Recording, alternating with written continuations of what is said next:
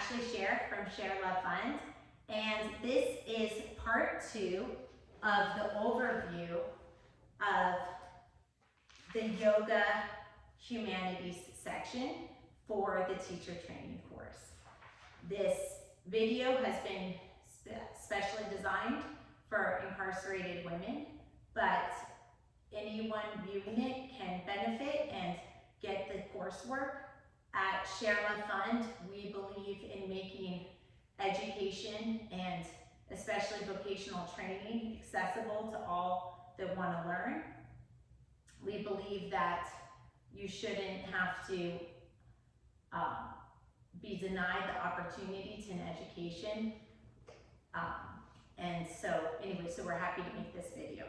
So in part 2 of Yoga Humanities, so part 1, we talked about the origins of yoga and the 5 branches of yoga. And we also said that Hatha Yoga is the branch that we are going to be discussing and teaching. Now let's talk about the language of yoga, Sanskrit. So Sanskrit is one of the earliest ancient languages developed. I'm just going to reset my watch here. I apologize, but I need to not go over. Okay, I'm having a little trouble. So sorry, I guess I'm just gonna have to let go of that.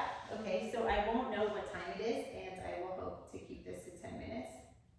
Okay, anyway, so Sanskrit. So Sanskrit is one of the Indo-European family of languages, and it's one of the 3 earliest ancient documented languages, and it arose from a common root in about 1500 to 500 BCE. Sanskrit is the primary sacred language of Hinduism, and it has been used as a philosophical language in religions of Hinduism and Buddhism. Again, this is not going to be a religious study. Also, because this is yoga, if there is like a stretch position that feels good to you, like this or that, I encourage you to put your body in a position that feels good, so that you're sort of killing 2 birds with 1 stone while you take in this information. This information is also in your course manuals, so you're welcome to read it on your own, or listen to the video, or listen to the video and look at it if that sort of helps. It's really about your learning and what is the best way for you to gain knowledge. Sanskrit is a standardized dialect, and it is one of the oldest languages which we have discussed, and it has been believed to be the general language of the greater Indian subcontinent in ancient times. It's still used today in Hindu religious rituals and Buddhist hymns and chants. The origins of Sanskrit, and if you are stretching this leg, let's just stretch this other leg so we stay even.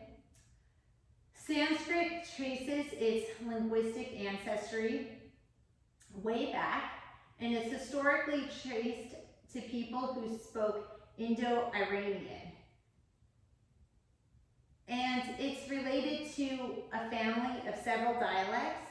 It is estimated about 46% of humans speak some form of an Indo-European language, and the most widely Indo-European languages are English, Hindi, Spanish, Portuguese, Russian, some others with over 1 million speakers. So we're speaking English here today. ShareLove.Fund also provides coursework in Spanish. So basically all of our content came from these origins that Sanskrit also came from. Our language didn't necessarily come from Sanskrit, but Sanskrit came from the origins that English came from. So that's what is believed. So we all have a little bit of a tie to this ancient language, you know, just to give it perspective. And the Sanskrit was orally preserved by a chanting tradition, so it was not written in the beginning. Sanskrit predated alphabetical writing in India and by several centuries. So Sanskrit was around several centuries before alphabetical writing. Modern linguists consider the metrical hymns the most ancient layer, and they have found such hymns composed by many authors over the centuries as part of an oral tradition. The literature of Sanskrit has also been found later after the oral Sanskrit, and there have been surviving texts written in Sanskrit, and these texts have helped us understand the philosophy of the time as well as the language. And these literature texts in Sanskrit, they date from the 3rd to the 8th century CE, predating pre-Islamic kingdoms in India, and they have influenced the subsequent culture. And there have been notable authors, and many of these texts have been translated into English. The works of Sanskrit literature, such as the Sutras, which we will discuss next, are still consulted by yoga practitioners today, which is true because you will go through all 195 of them with me, and that is sort of deemed to be the thread of yoga.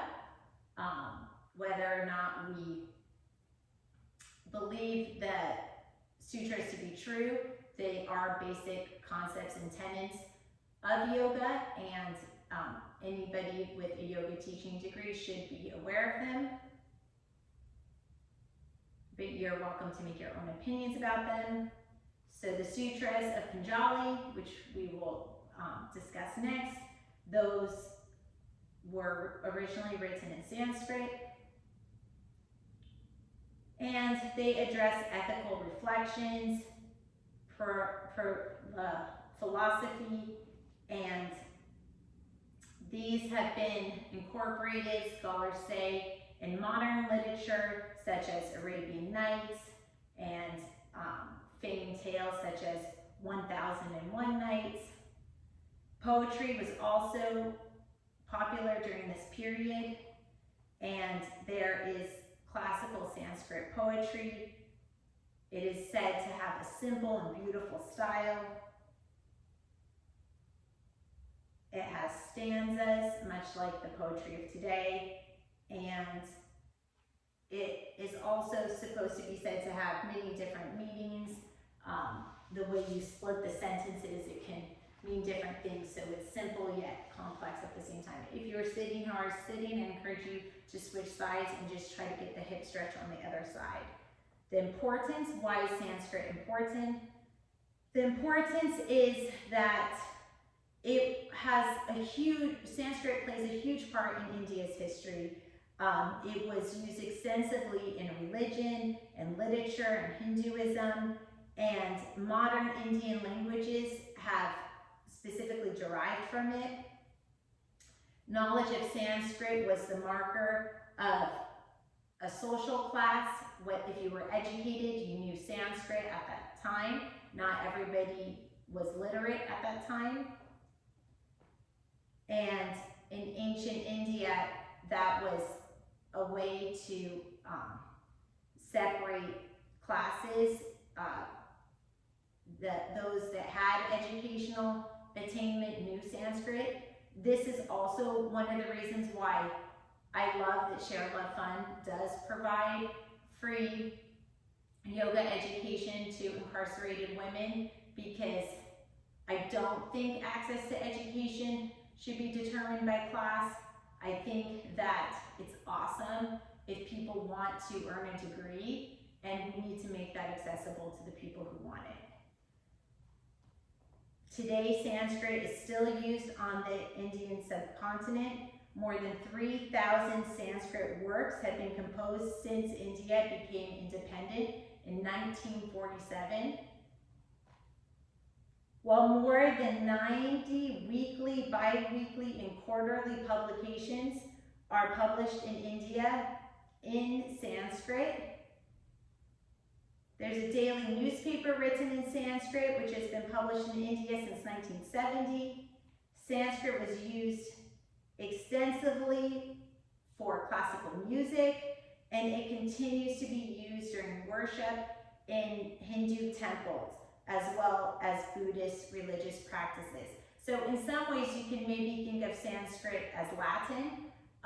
Latin is still used in churches today, and it is also the basis of the Romance languages for us. So that's like an analogy, like Sanskrit is to modern Indian language as Latin is to modern European and Central and South American languages, because English is not actually a Romance language. Anyway, Sanskrit is a major feature of the academic linguistic field of Indo-European studies, which focuses on both extinct and current Indo-European languages. It can be studied in major universities around the world.